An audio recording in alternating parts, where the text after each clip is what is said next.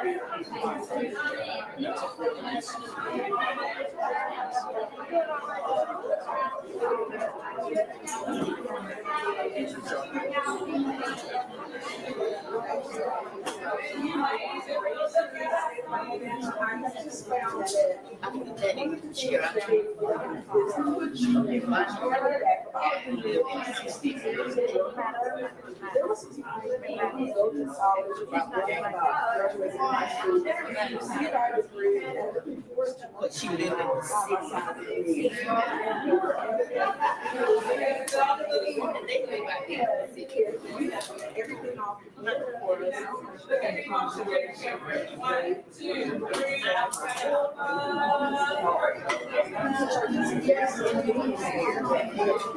Thank you.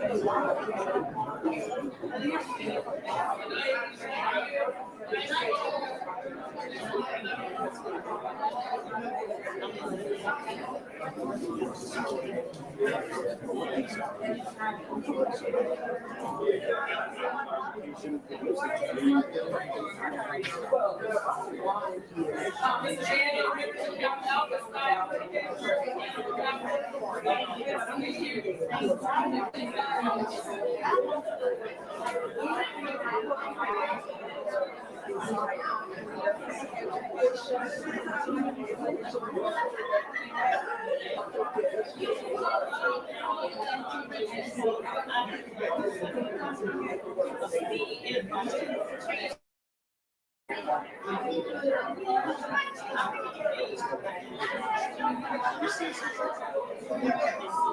come to the table.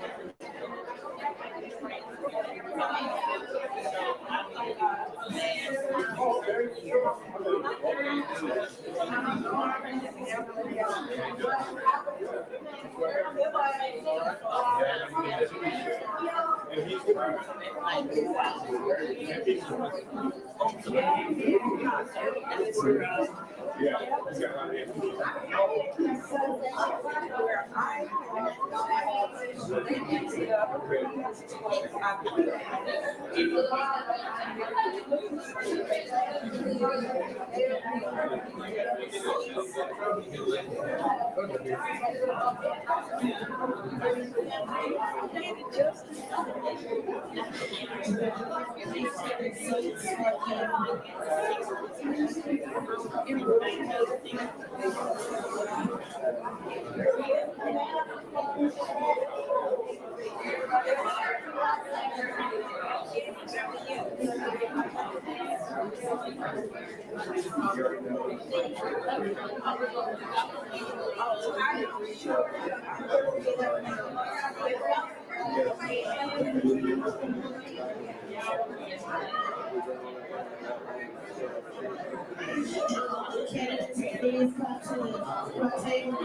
take your seats.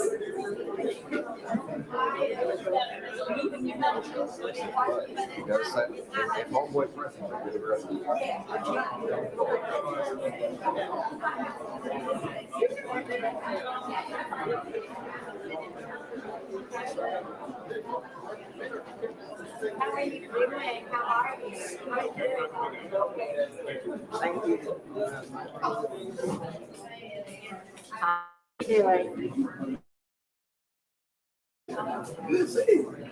How are you doing?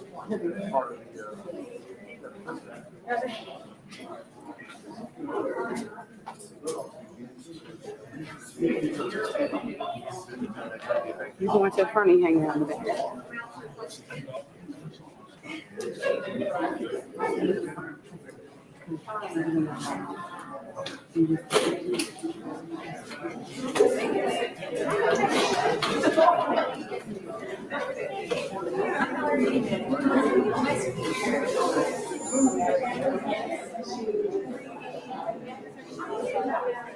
If everybody would please take their seats. Good evening and welcome to this inaugural Candidate Speak Forum brought to you by Alpha Kappa Alpha Sorority Incorporated, Epsilon Gamma Omega Chapter, and the Advocate for Social Justice Committee and our wonderful partners. I hope you all are having a wonderful day and you're excited to hear what our candidates have to say, what their platform is to help you to have an understanding of who to vote for, why you need to vote. And of course, make sure you remember November 8th is when we go to the polls. Right now, I'd like to welcome to the podium the president of Alpha Kappa Alpha Sorority Incorporated, Epsilon Gamma Omega Chapter, Dr. Cheryl R. Davis, to bring you welcome. Good evening to each and every one of you here. Good evening. Good evening. I always like to hear people speak back to me. That's what my mother said, because you know then they're alive and they're listening. So we want to welcome you on behalf of the members of Epsilon Gamma Omega Chapter of Alpha Kappa Alpha Sorority Incorporated. We are so excited to have you here to our inaugural Candidates Forum. We all know that our votes matter, correct? Yes. We all know that on November the 8th, we're going to be at the polls, correct? Yes. We all know that midterms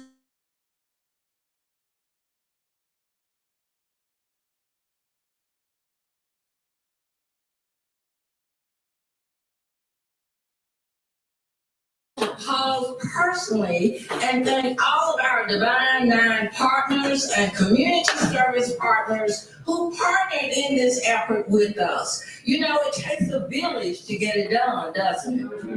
And we especially want to thank our forum moderator, Kanisha Dees of Fox 54-9 for being our moderator for tonight.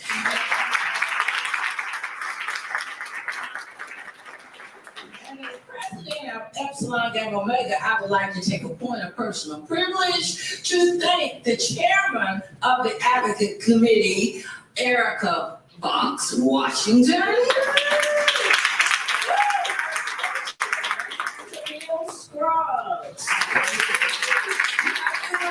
People behind you that make it happen. So thank you again, and I'm going to now move forward and move it back to our Erica Washington Fox and let her take it from here.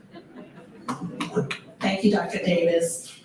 And I must say that Camille has done a fabulous job with this, and give her another round of applause.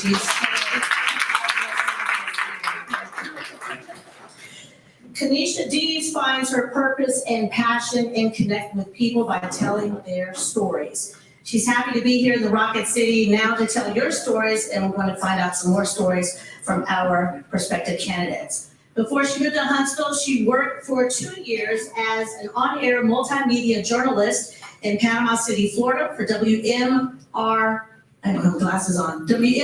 TV. Before then, she worked in her hometown of Miami, Florida, as a news writer for WSVN TV. She graduated from our fellow HBCU, Howard University in Washington, D.C., and earned her BA in broadcast journalism, where she wrote for the Howard University News Service. Kanisha also had the opportunity to interview civil rights activist, the late C.T. Vivian, and feminist Gloria Steinem at the White House, when then President Barack Obama also honored Oprah Winfrey and Bill Clinton for the Medal of Freedom in 2013. Recently, she was promoted to the weeknight anchor at Fox 54 WZDX. Congratulations. Ladies and gentlemen, please welcome our moderator, Kanisha Dees.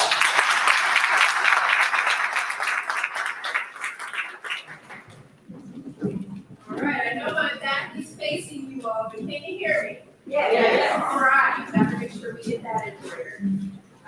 Thank you all for joining us tonight.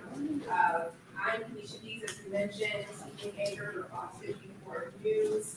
Tonight, I'll serve as your moderator. The forum is brought to you by the Epsilon Gamma Omega Chapter of Alpha Kappa Alpha Sorority Incorporated in partnership with Greater Huntsville Chapter of the Women's Incorporated, Huntsville, Alabama, Loving Chapter of Delta Sigma Theta Sorority Incorporated, Center for Common Ground, Washington Center, Alabama, the Delta Omega Zeta Chapter of Zeta Phi Beta Sorority Incorporated, United Women of Color Huntsville, the Omicron chapter of the Women's Psi Phi Fraternity Incorporated.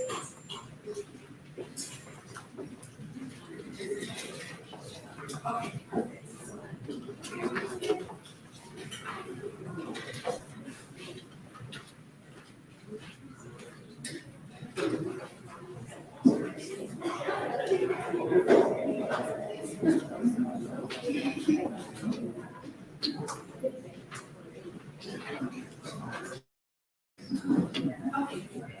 All right, ready to continue? Yes. All right, can you hear me still? Yes. Awesome. Okay, so let's continue.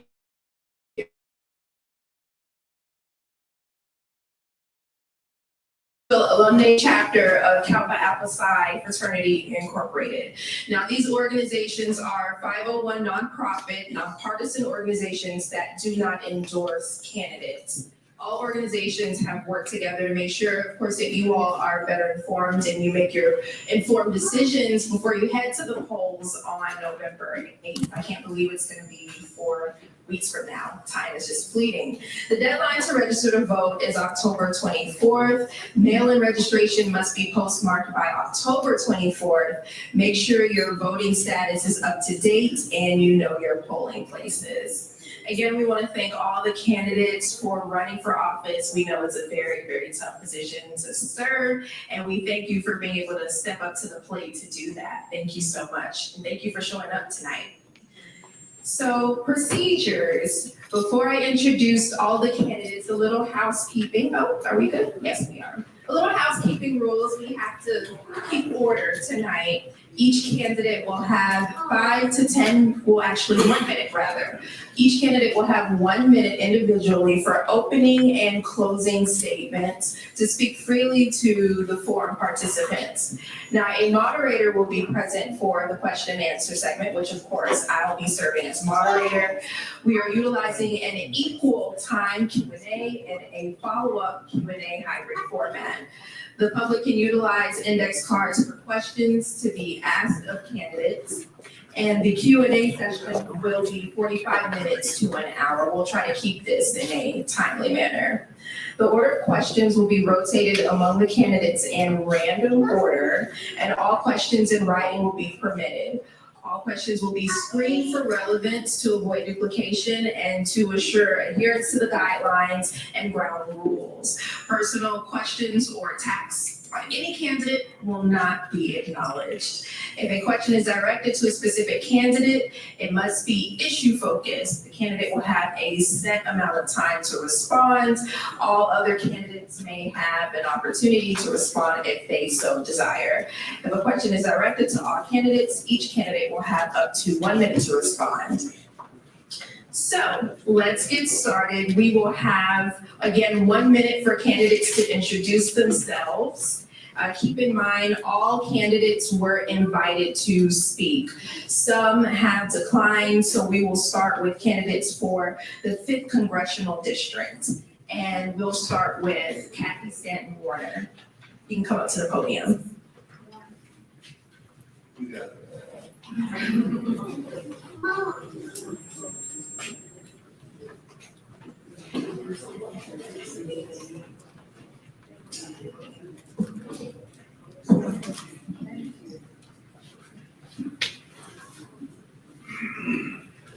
Hello, everyone. Thank you for giving me the opportunity to speak this evening and to be here with you all. My name is Kathy Warner Stanton. I am the Alabama Congressional candidate for District 5. District 5 covers Jackson County, Madison County, Limestone County, Morgan County, and Lauderdale County. I was born and raised here in the state of Alabama. I graduated from East Limestone High School. Then I graduated from Alabama A&M University, and later I received my master's from Troy State. I'm running for this office because I want to be the voice for the people.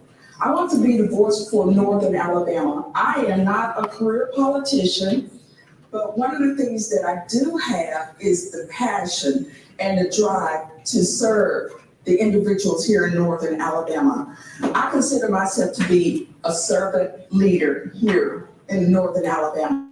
So going to DC, I will still have individuals based here to let me know what's going on in Alabama and to keep me rooted and let me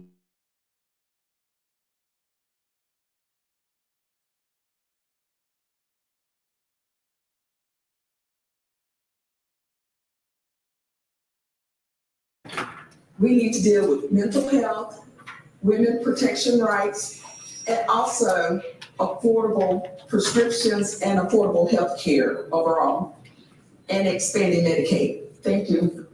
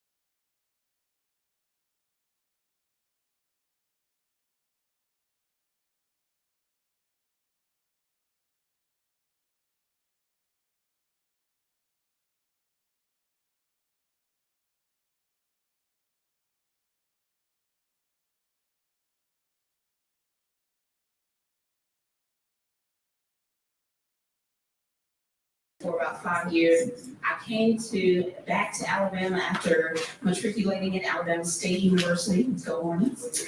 And I know that's a dangerous thing to say. But I went to the University of Alabama in Tuscaloosa on a scholarship and came to Huntsville right out of Tuscaloosa.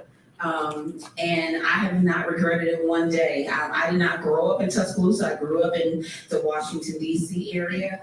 But I'm so happy that I've made Huntsville home. And I have spent my 14 and a half years here serving this community. And I just thank you for coming here tonight to hear what we have to say, to consider us for further service. I think we've all been in service in this community, for further service as we go into this election. So thank you so much.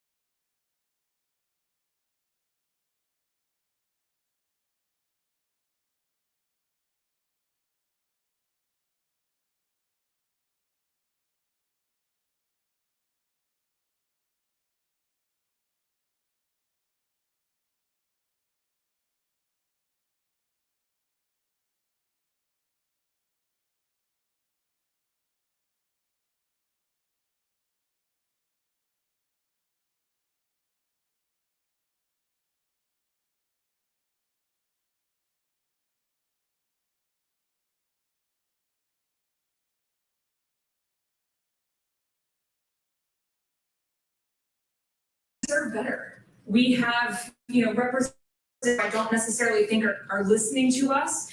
We have representatives who are happily spouting racist remarks. And we in this area are a shining star, I think, for Alabama, and I want us to continue to be that way. And we have incredible examples of candidates here who can allow us to continue that, and I would love to represent in Montgomery. So look forward to seeing you all in the polls on November 8th. Thank you.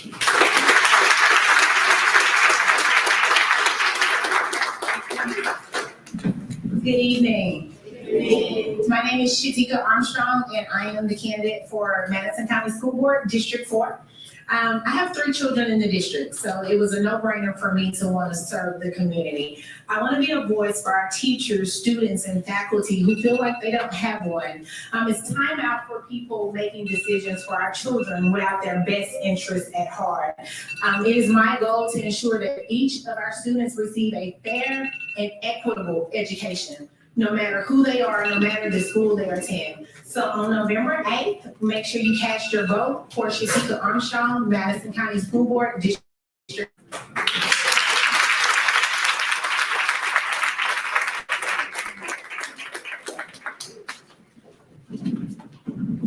All right, thank you to all of the candidates who were able to speak. We actually now move to the questions.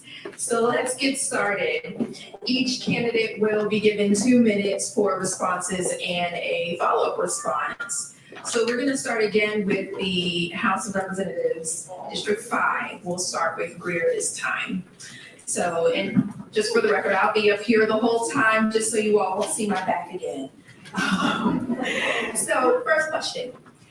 The President's executive order advancing racial equity and support for underserved communities through the federal government cited closing racial gaps in wages, housing credits, lending opportunities, and access to higher education would amount to an additional $5 trillion in gross domestic product in the economy over the next 5 years, end quote.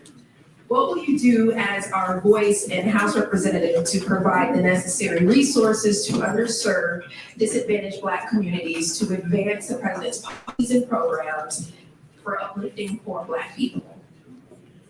And I will pass this back to you. Okay, I'm happy to speak. Loud enough, all right.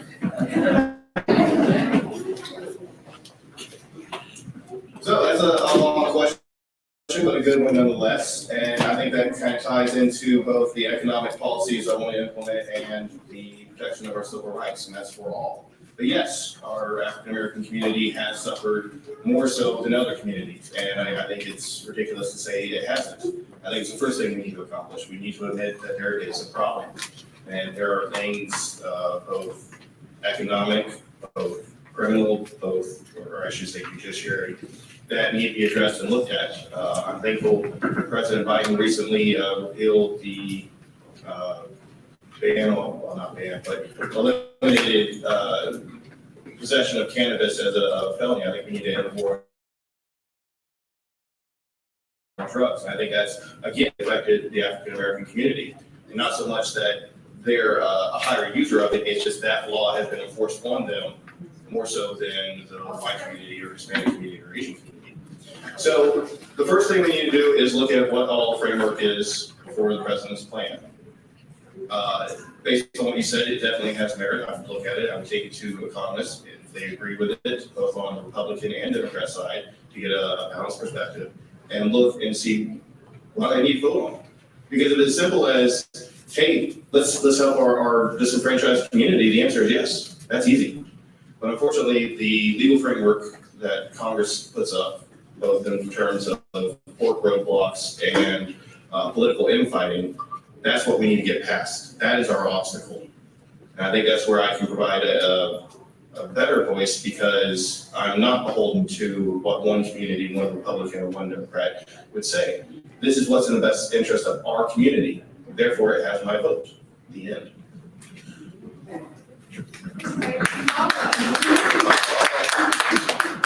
Yes, follow-up. So you all can hear me, correct? Yeah. Awesome. What are your plans, thoughts for gun control in the United States and Alabama? Okay, So, do I get 2 minutes for this? Yes. I could take 2 hours though. All right, so the Libertarian Party in general is very pro Second Amendment. I am no exception to that. I spent my time in the Marine Corps as a small arms repairer / technician, which is in essence a gunsmith. So I am overtly familiar with firearms. And the common expression for the Libertarian Party is all gun laws are unconstitutional. And that's really just a catchphrase to get people's attention. No, we don't think that every single gun law is unconstitutional. What we say is you have a fundamental right in the Constitution to possess a firearm. And that should not be taken away from you by the government. That's why the First Amendment is what we wanted as a country, the freedom of speech, press, religion. The second was how we were going to maintain that. All right, so do I believe in the red flag laws as they are written right now? No. Again, spirit of the law is let's keep guns out of people who have shown a propensity to use them in violent crimes. Yes, I am for that. But for the government to say, hey, I don't like the way this guy looks, I'm going to take his rights away from him. That is unacceptable, and that is what I defend. All right, so Mrs. Stanton Warner. Warner I'm Stanton. sorry, Warner Stanton. Thank you. Thank you. Do you need to repeat the question for you? The first one, no. Okay, in reference to the first question that was asked, with the federal government, one of the things that I've noticed is there has been money that's been allocated to the various states or the opportunity to receive the money. But here in the state of Alabama, for political reasons, the money has not made it here. The example, Affordable Health Care Act. When the Affordable Health Care Act was presented to the people, the governor at the time decided for political reasons, he did not want to receive it here for the state of Alabama. I feel that if any funds are being available to the people of Alabama, whether it's through the federal government or anyone else, that it should make it to the state of Alabama and allow the people the opportunity to receive those resources. It shouldn't be based on their political belief to stop those funds. Also, with Medicaid, we have a chance to have the federal government pay over 90% of Medicaid costs, and Alabama pay the difference. All they have to do is the correct paperwork and submit it to DC. Yet, once again, lawmakers have decided they didn't want to do the paperwork correctly. With those particular things that I mentioned, I feel that as a legislator in DC, one of the things that we could have done was just basically mandate that the states accept it for the people rather than allow political views come into play, because I pay federal taxes if I don't pay taxes anywhere else. And I surely would like my money to make it back to the state of Alabama and be utilized for the people here for the good, to help us grow. And I'll also ask you a follow-up question. Do you believe that there should be some control in the U.S. in the state of Alabama? Okay, well, being born and raised here in the state of Alabama, my first thing as a female I wanted to say, we do not need guns, but I was raised in a rural area and my father always had a gun. We needed a gun. He needed a gun. I'm a supporter of the Second Amendment. So as far as trying to take away people's rights to guns, no, I wouldn't do that. But what I would like to see happen is that the age limit is raised for all states, not just a few. And also, I would like to see that the states have background checks as well, because making it easy for an individual to just get some money and go and buy a gun and some bullets is not what we want to have happen. So since Alabama does not have the mental health care policy available here for the state of Alabama, we need the background check for individuals. In addition to that, one of the things that happened when they decided that you did not have to have the background checks and go through the sheriff for the state of Alabama, they took money away from that department because that was their revenue. So at that point, Alabama has to find other ways to tax the residents here in order to get the revenue for the sheriff. One of the things that I would like to see removed is assault rifles. I don't know of any hunter who would take an assault rifle and go and shoot a rabbit and want to take it home and eat it later.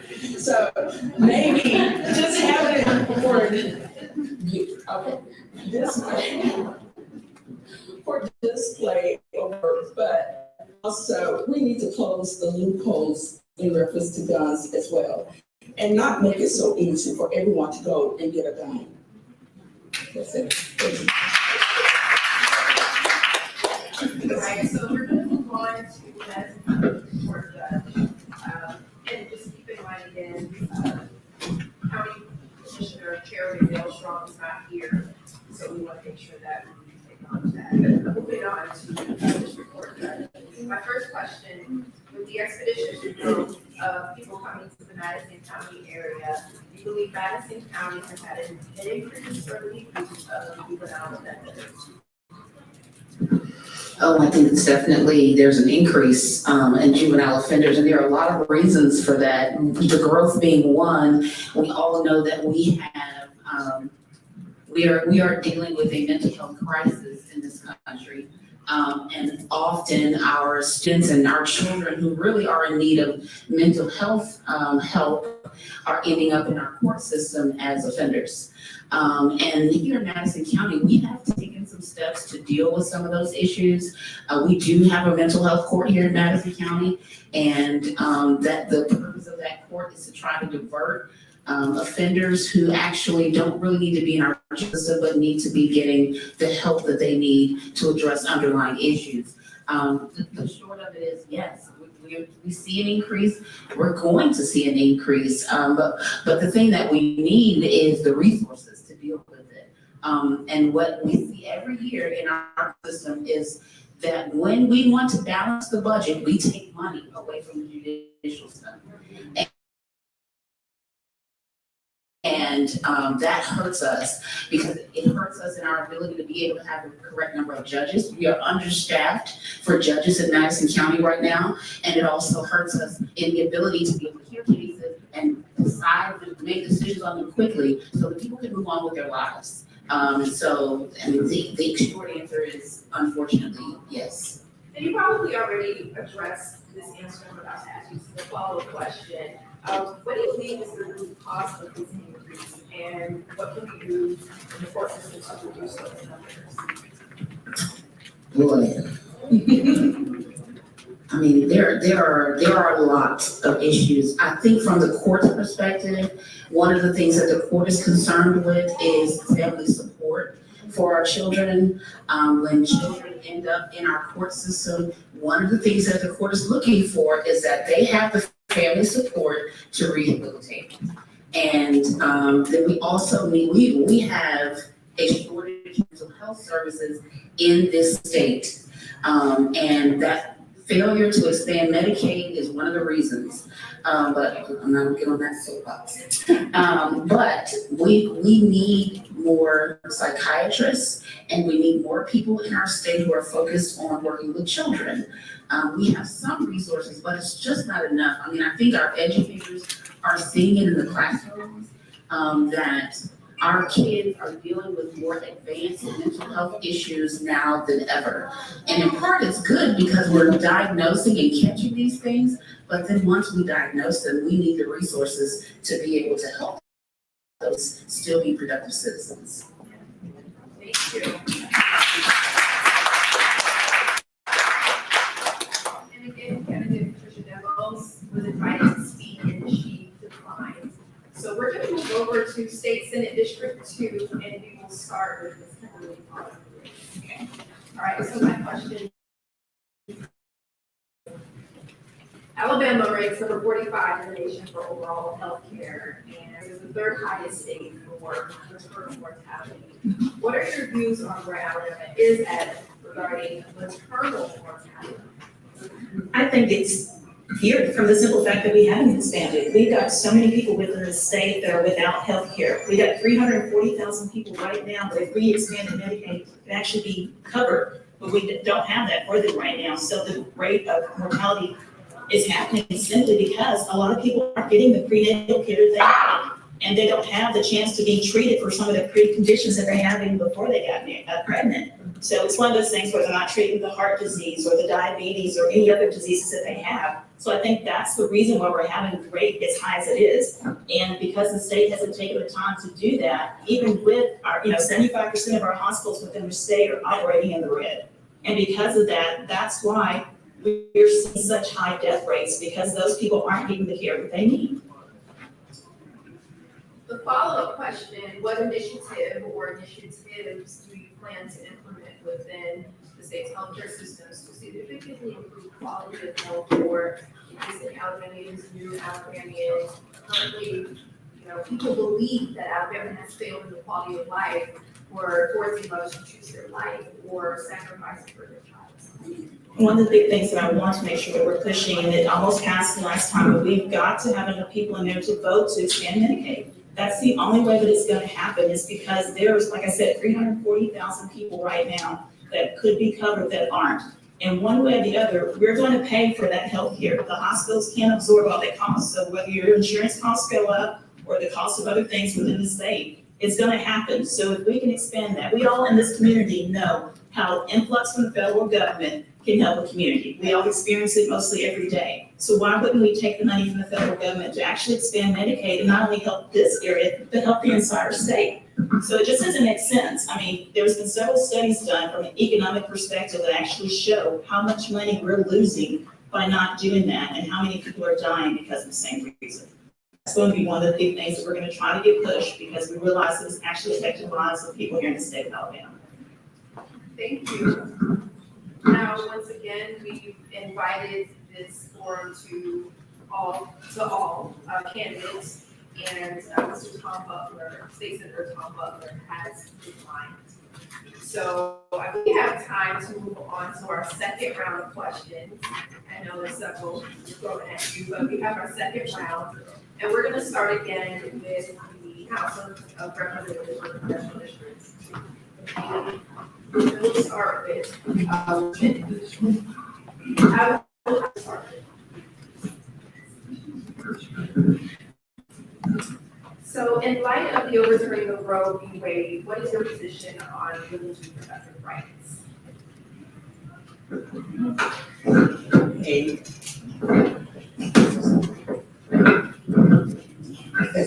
Okay.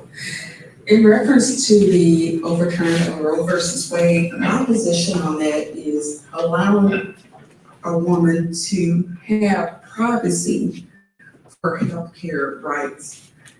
One of the things that I was looking at in reference to that particular issue is I hear a lot of people talk about being pro-life. Well, I agree with you on that, because I am pro-life as well, because in order to be pro-choice, you have to be pro-life. Pro-life is pro-choice.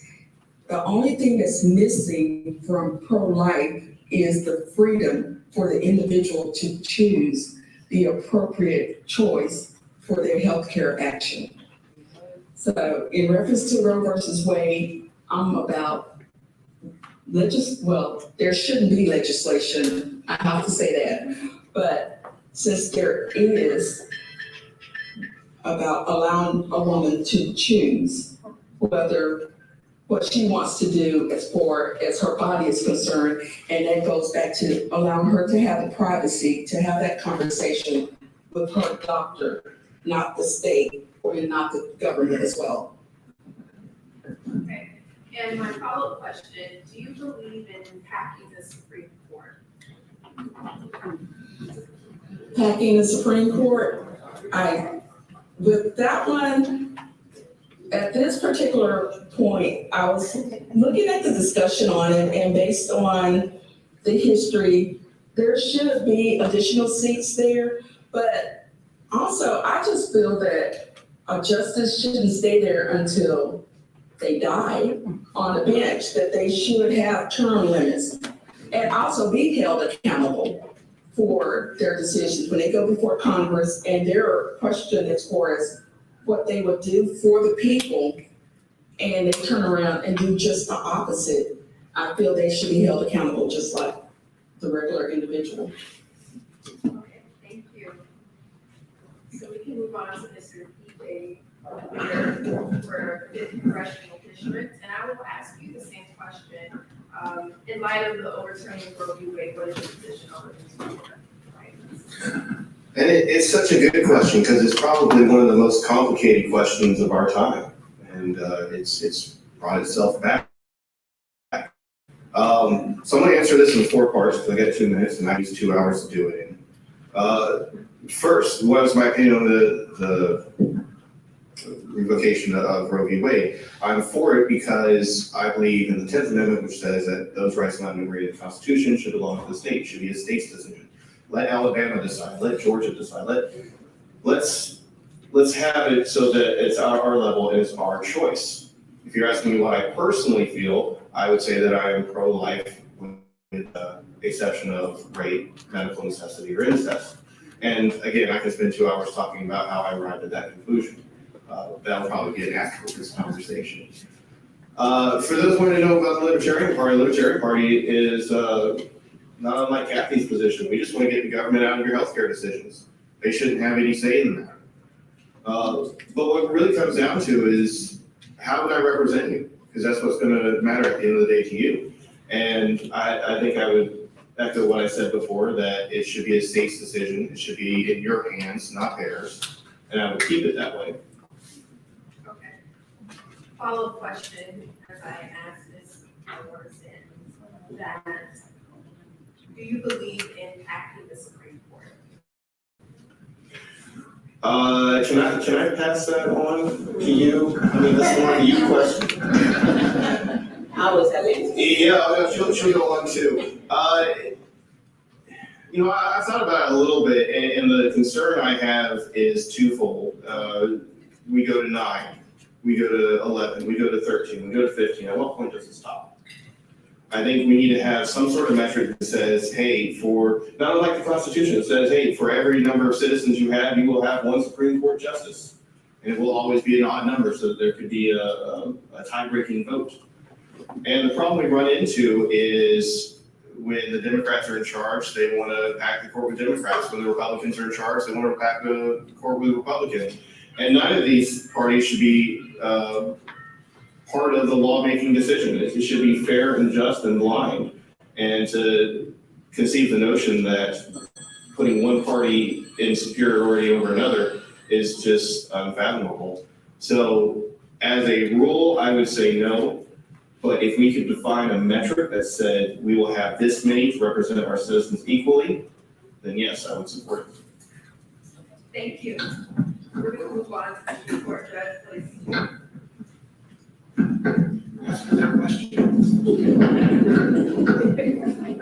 All right, well, I do have a question for you. It's not that question, but what are your views on having more diversity within your selection? Do you feel that the current juror selection process is effective and fair of the significant improvement?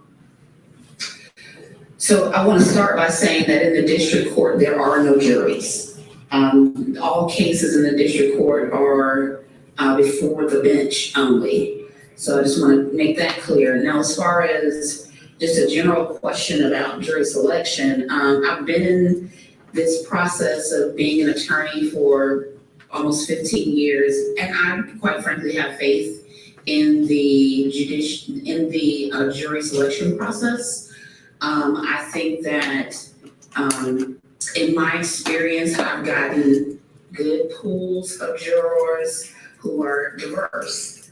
And so I think it is a question of administration, because that's who makes jury selection. Well, the jury is pulled by the court administrator, court clerk's office. And right now, we're just using simple random selection. But I don't think that any process is going to be perfect, and I think that we're always due to review how we do things.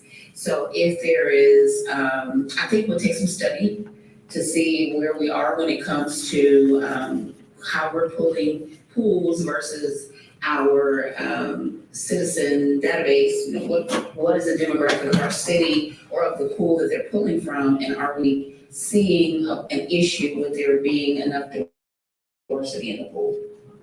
Okay, and this may have answered this question already in your address, but I will still ask follow-up as part of the question given. If it needs to be improved, what are some thoughts on what could be implemented to achieve a diverse and fair jury? So I think one of the things that we could look at is, you know, this is a statistical doing review, this is first game. And we could reevaluate the numbers game that we're using. We could use a different statistical measures in order to pull jury pools. And I think we have a lot of opportunity to review how we're doing that. The smarter people in the world know those statistics, that I am not that person. But I think we do have to rely on our resources and on people who can kind of point us in the right direction for other options for how to pull juries if we see that we are constantly having a problem with diversity in our pools. Thank you so much. We'll move over to this state senate seat. My question to you, the Alabama Literacy Act was recently passed in July of 2022, impacting the 2022-23 school year.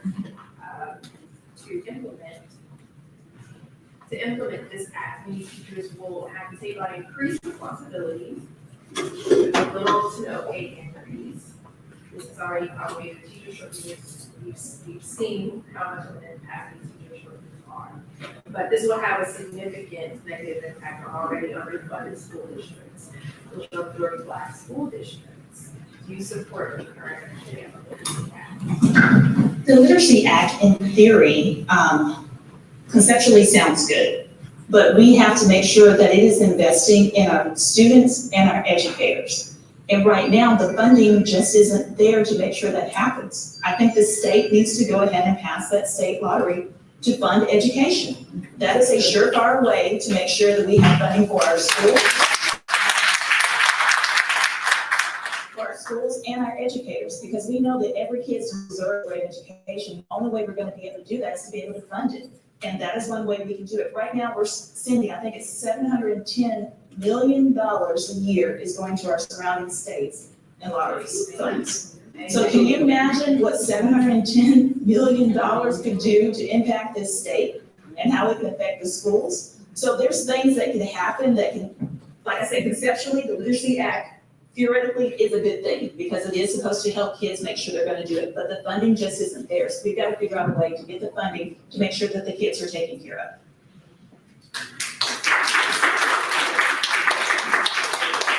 My follow-up question to you, what are your plans of ensuring that this act is executed fairly and properly across Alabama when you're getting funding? Yes.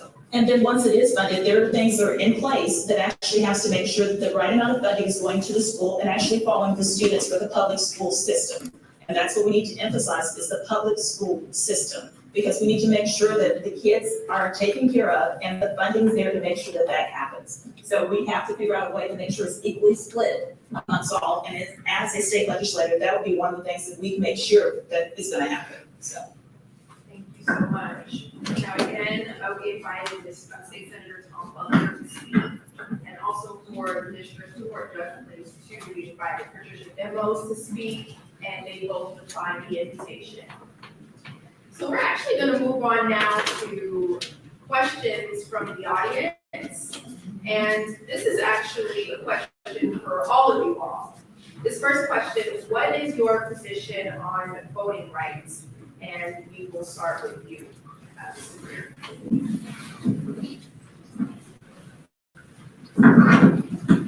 It's kind of a broad question. I mean, is there any way we can narrow it down on anything specific? Whatever you feel is the most. Whatever I feel. Okay, well, I'll keep it simple. If you're an American citizen over the age of 18, you have the right to vote as guaranteed by the Constitution. The end. Now, I think if you are convicted of a violent felony, I think, yeah, you're probably gonna lose that right to vote. You misused it, you lose it. But in all other terms, yeah, you should be able to vote your conscience. You should be able to vote who you want, without fear of oppression or intimidation. And this is our most sacred thing. This is what sets us apart. I'm going to segue here for a second. I was in Iraq in 2005 when they had their first free election. And they sang and danced in the street. The voter turnout was about 95%. We were at like 16% for the runoff. This is the most sacred thing on this planet, and we all have a right to defend it and enjoy it. So that is where I stand on voting rights. And it's 1 minute response, feel free this time. Okay. In reference to voting rights, I feel that we should be working on trying to improve the process rather than making it more difficult for individuals to vote. When a person turns 18, they have that right to vote.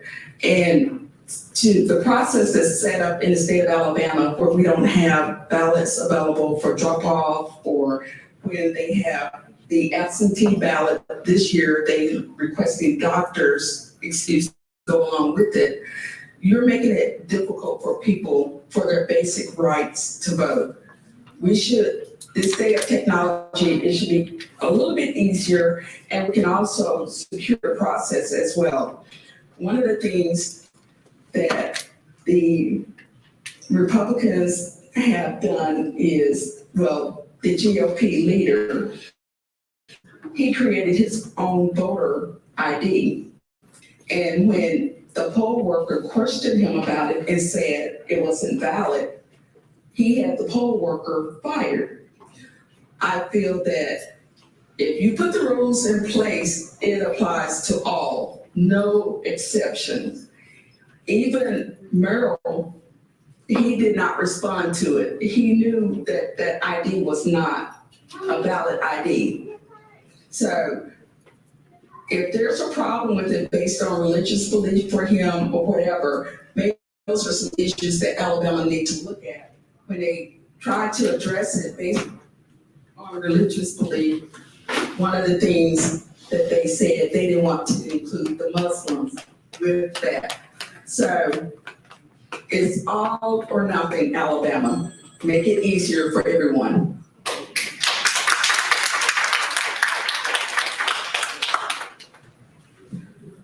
The one thing that I can promise Madison County is that they're always gonna get Kim's gonna do the right thing for me.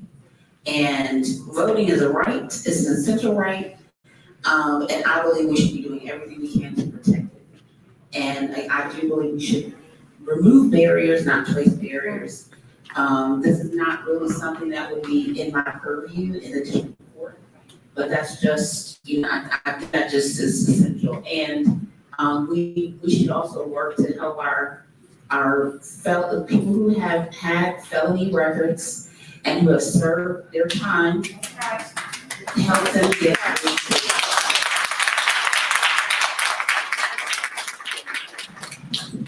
I think I'll echo most of what everybody else said.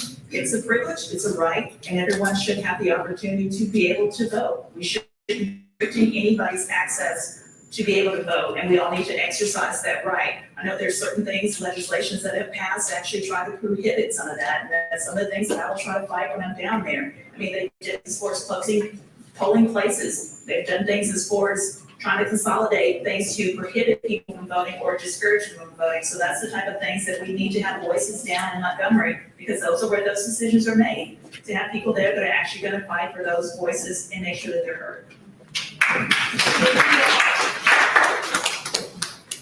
So we have another question for all the candidates. Of course, this is a question from the audience.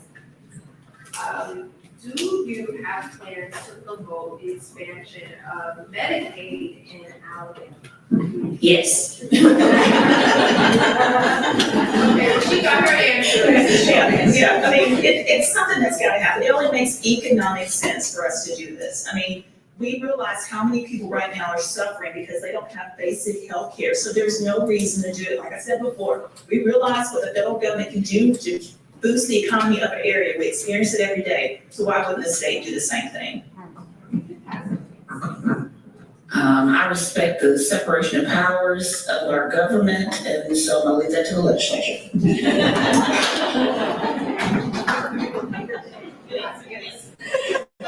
Right, I agree with Kim in reference to expanding Medicaid because of the fact that this is something that's offered by the federal government. And if you look at it, all 50 states has Medicaid. And one of the things in reference to that is that the federal government told the states, either you take on Medicaid or you pay the money to pay the difference. So the states have Medicaid available. The problem we're running into now is expanding the process and getting the legislators in Montgomery to come on board. That fell back when with the position that I'm running for, which is for Congressional District 5, I feel that when they wrote about the expansion, they should have included in there that the individual states should either pay the difference or accept the money from the federal government. Yes, no. So, yes, I'm all for being, no one's saying the obvious question. It's gotta come from somewhere. Money doesn't appear, yet as much as we try to print off more of it. So, one, I agree with Kathy, yes, we need to get the Alabama legislation to get on the job, be careful with what I say, and do what they need to be doing to take care of our citizens. That's what they're hired to do, and that's what they need to be doing. And I think that's what I would be doing if I was up there. I'd be reaching back to our representatives, saying, what do you need from the federal level? How can I help you at this level get what you need to get done to take care of our citizens? And the other thing we need to look out for, which is very, very common and unfortunate problem, is the government likes to reach in and take money and repurpose it, our Social Security or our Medicare. And they use it for other things, and then they tell us, oh yeah, it's running out, it's running dry. Well, if you keep your fingers out of the pot, maybe it won't run dry.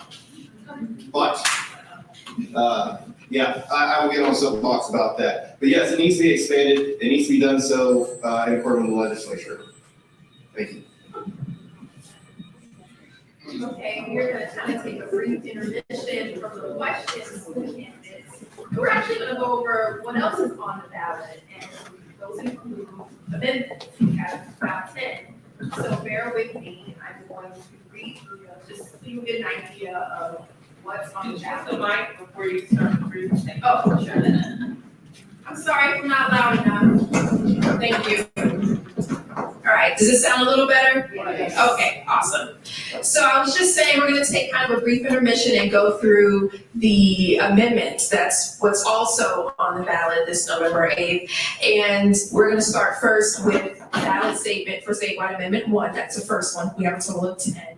This amendment will change section 16 of the Alabama Constitution. Currently, section 16 provides that before a person is convicted, they shall be granted bail except for a capital offense, and that a person shall not have to pay excessive bail in any case. And just a reminder, the amendments, they are a yes or no vote.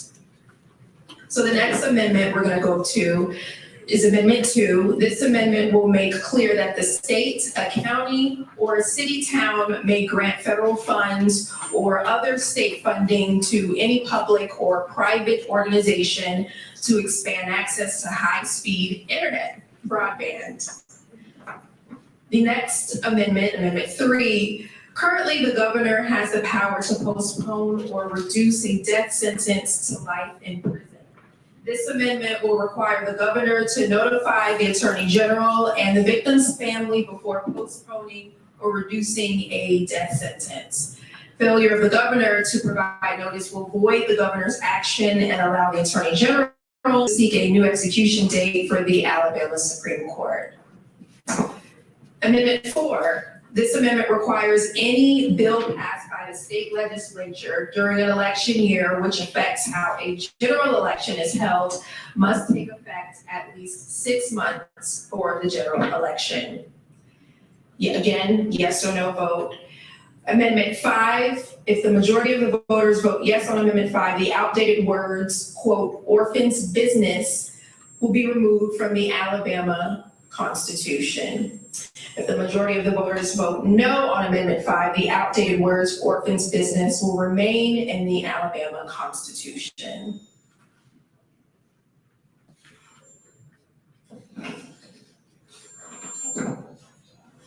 So Amendment 6, this amendment provides that cities, towns, or towns already allowed to collect a special property tax may use those tax dollars to directly pay as you go for construction projects instead of going into debt. Amendment 7, currently the Alabama Constitution provides that some counties and cities or towns may use public funds to sell public property, lend their credit, or become indebted for economic development purposes. Amendment 7 will give all counties and cities or towns those same powers. Currently, the governing body is required to give notice of its proposed action in the newspaper having the largest circulation in the county or city in town. So Amendment 8, we got a couple more to go. This amendment applies only to Shelby County, so this doesn't have anything to do with us. Amendment 9, the amendment applies only to the town of Lakeview in Tuscaloosa and Jefferson counties, so you may not want to pay that any mind. And then Amendment 10, this amendment depends upon the approval of the official constitution of Alabama, 2022. This amendment provides that any new amendments will be properly organized. The amendment will not change any court decision related to any provision of the previous Alabama Constitution. And those are all the amendments on the ballot. How many of y'all understood that? Exactly. So truly, there's some stuff, there's some information out there to actually explain. Would you like to? No, I don't want to explain.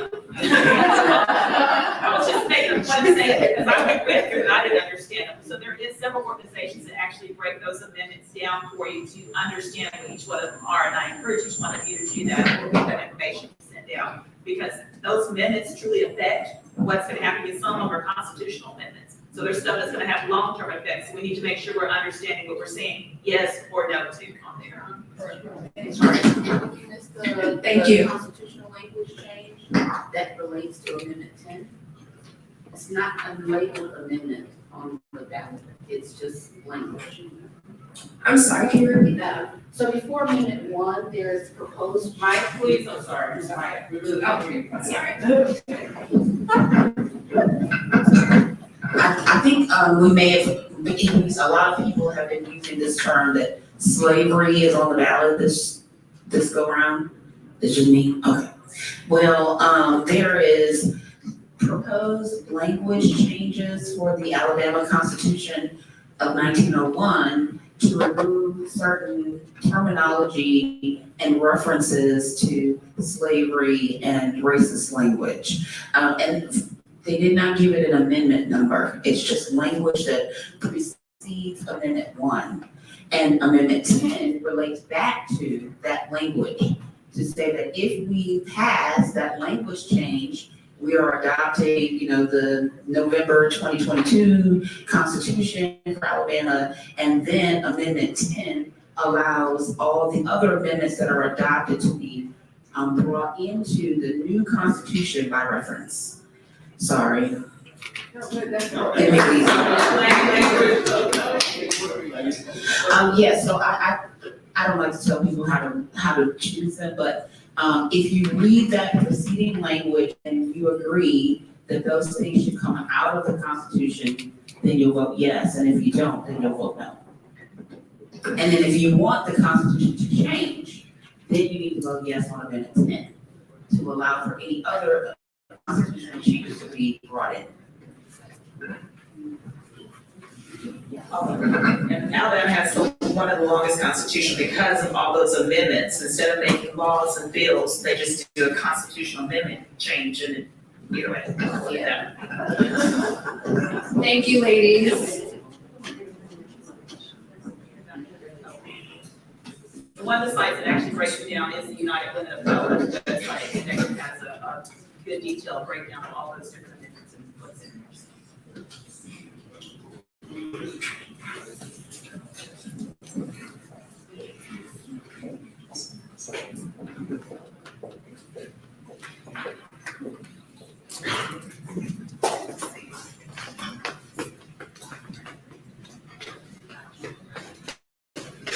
Okay, I will start with Mr. Greer for this question. Please speak on prison reform and how people should be treated while in police custody. And this is what one of the members of the audience said, people are dying. They are. So, again,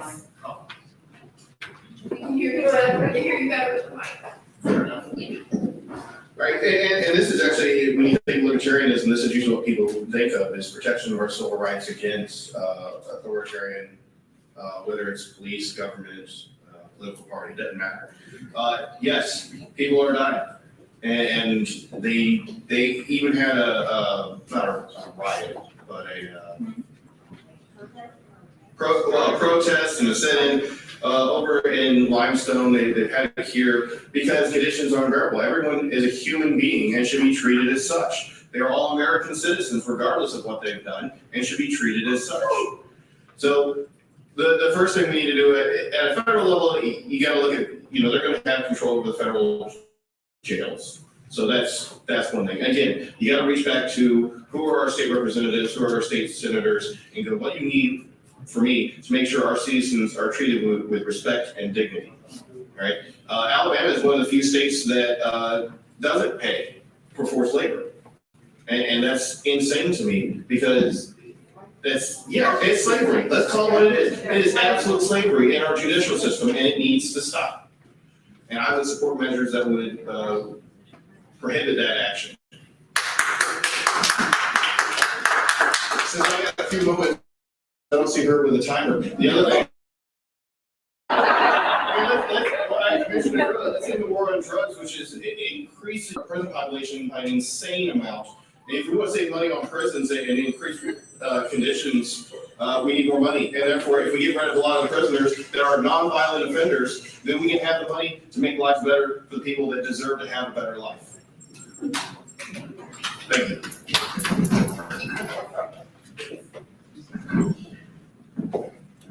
Can you repeat the question? Yes, ma'am. I got excited, I'm sorry. So the question, please speak on prison reform and how people should be treated while in police custody, people are dying. Okay. I believe that we should have social and judicial reform in reference to how individuals are being treated. One of the things that I've noticed is that people don't realize that it affects the economy as well.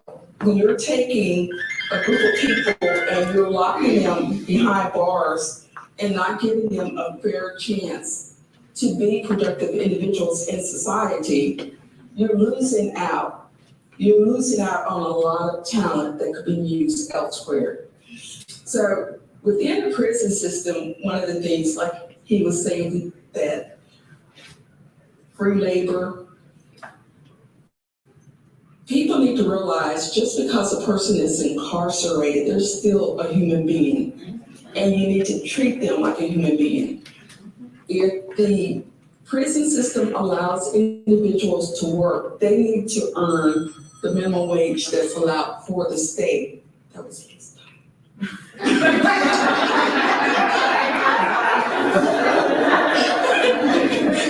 Thank you.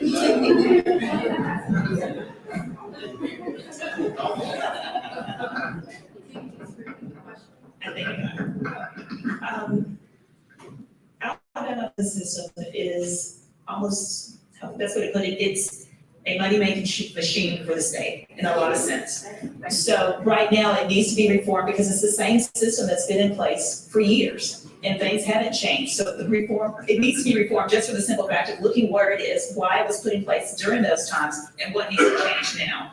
I don't know enough about everything that needs to change at this point, so I can't go into details, but I just know that the current process is not working and it's only end up hurting even more of the people in the state of Alabama.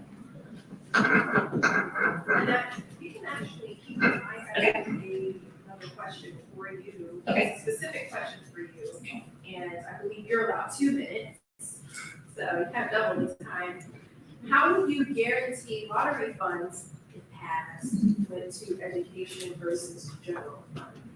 Well, that's how when they actually put the lottery bill in place, it actually has specifically said, we get great models from all the states that are surrounding us that have good models for their education lottery funds. So it's not like we have to go out and recreate the whole thing. We can take the good and bad, take the good from each one of those states and make sure that the bad stuff is left out to actually put in place something that will be beneficial to the people of Alabama. So it's something that can be done. Like I said, there's a lot of states across the country that are currently doing it. So we don't have to reinvent the wheel to make sure that we're doing the right thing to help our students and our educators. That's right. And the bill has specifically say to go to the education fund. And that way, some of the funds that are going to the education fund could be still going to the general fund or other places to make sure that education is still taken care of and the roads and bridges and everything else is taken care of in the process too. Thank you. And we're going to move over to Ms. Kathy Warner-Stanton. We have a question that's specifically for you, actually, and you feel free to answer as well.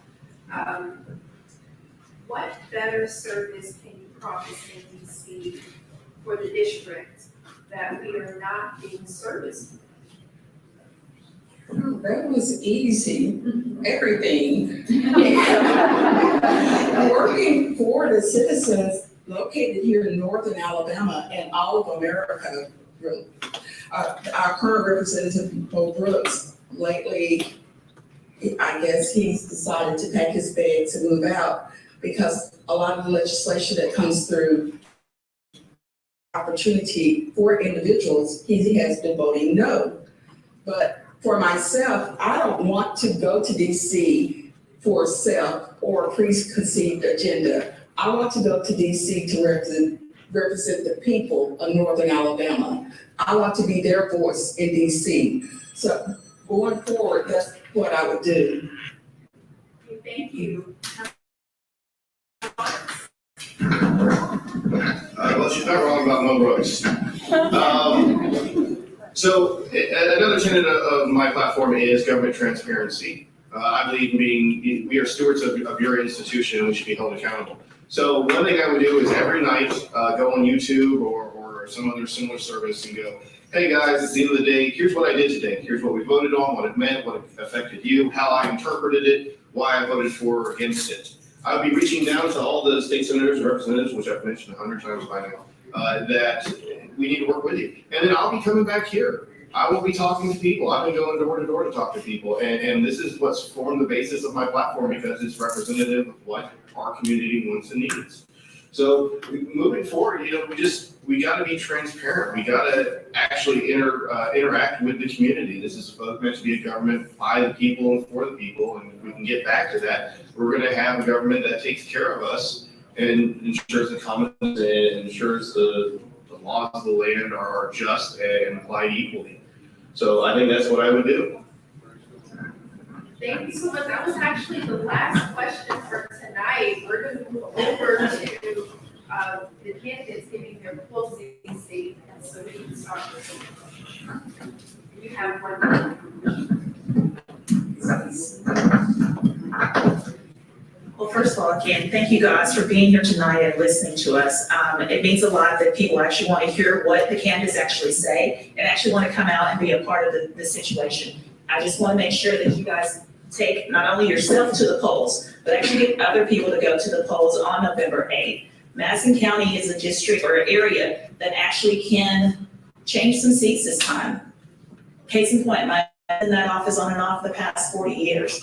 So we want things to change. We've got to get new representation down in Montgomery. So I ask for your vote on November 8th, Kim Lewis for State Senate District 2.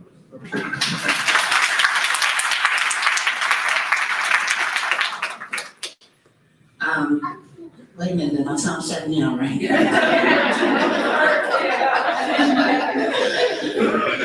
I also want to say thank you so much for your time and attention tonight. Spread the word about the people who are trying to actually make a difference in our community. I want you to know that I'm a proven and principled leader in this community. I've served this community well and wholeheartedly, and I want to serve you as your next Madison County District Court judge. I believe we can do great things in our court system. We can serve our citizens well.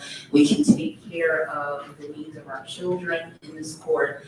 And I just look forward to the opportunity to serve you and families in that capacity with compassion and accountability and care. So I thank you so much.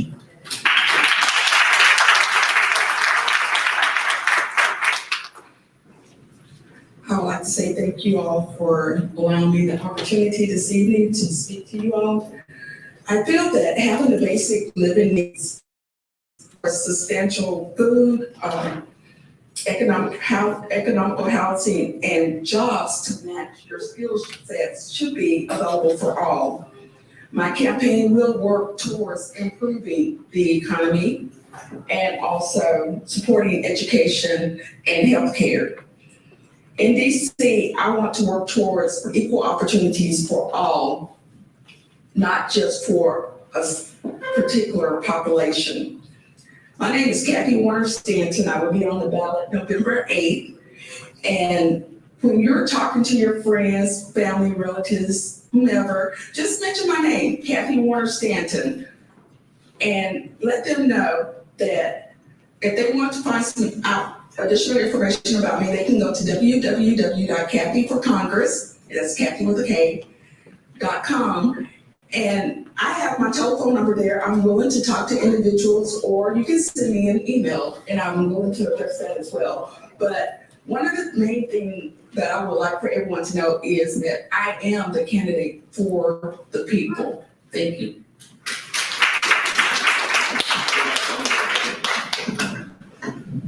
Again, thank you to everyone for coming out to listen to what we have to say.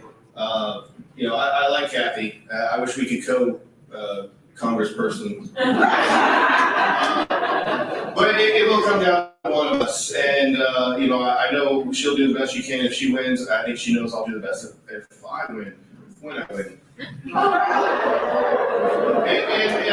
And talking to people, the response has been overwhelmingly positive. I think people are ready for a change, something other than Republican or Democrat. And what I want to do is listen to you, and I want to take that word up to DC, because I don't want to go to DC. It's a terrible place. But I will. And circling back to why am I running, it is the same reason why I joined the military. And it comes down to a quote, which is Timothy's chapter 6, verse 8. Who shall we send? And I stood and said, here am I, send me. Let me hear your voice. Let me serve for one more time. Thank you.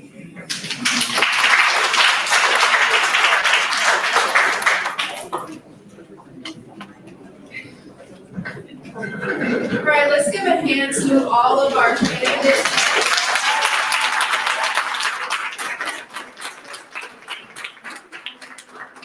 Again, I want to remind you that everyone was invited to speak. Some of the candidates have declined to make it tonight.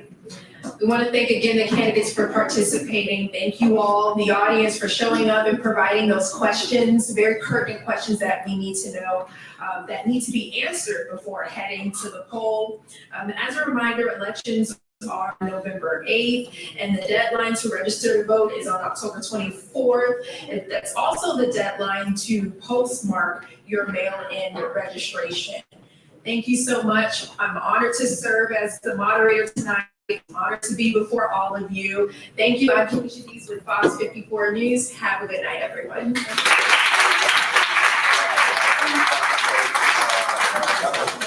All right, we got more. We just have a couple more things. Sorry, just some general housekeeping, we just want to thank all the organizations for making this possible tonight, and again, thank our candidates, but I did want to be able to allow you all to see the organizations that came together in order to help us to pull off this political forum. So we have, of course, Alpha, Sorority Incorporated, we have the Zeta Phi Beta, and if you all want to stand up, just to let everybody see you, we have Zeta Phi Beta, we have Phi Beta Sigma, we have Omega Psi Phi, we have Kappa Alpha Psi. Did I say Delta Sigma Theta? Delta Sigma Theta. We have United Women of Color. We have the League Incorporated. And we have Alabama Center for Democracy. So as you can see, we've made up a lot of the audience, and we also need this information in order for us to be informed when we go to the polls. So thank you all for coming out tonight. Thank you all for participating. And also for the amendments, there is a code back there on the back, a QR code, and if you scan it, it'll send the information to your phone so that you will be able to see what will happen when you vote yes and when you vote no. Also, when you go outside, there is a voter outreach. Am I saying that right, Mr. Bonner? Outreach circle. The outreach circle. And so what that'll do is that'll put you in touch with the information that is necessary for you to make informed decisions. So we'll also divert you out there to that QR code. So there are 2 QR codes that you'll want to scan on your way out the door. And there's information for our candidates on the back table as well. So you all can feel free to pick that up as you go out. And thank you all so much for coming. And we should have a part 2 coming with a plethora of other candidates so that you all can get more information about who will be on the ballot. That is tentatively set for October 24th. But of course, we will send that information out and then we'll let you all know. Thank you guys. Have a good evening. There will be a political forum on the campus of Alabama University. The candidates, you all should be, if anybody you have not received it already, in the Elmore Gym on October the 18th, starting at 6 p.m. October 18th, a political forum starting at 6 p.m. Yes. Okay. All right. Thank you. Thank you.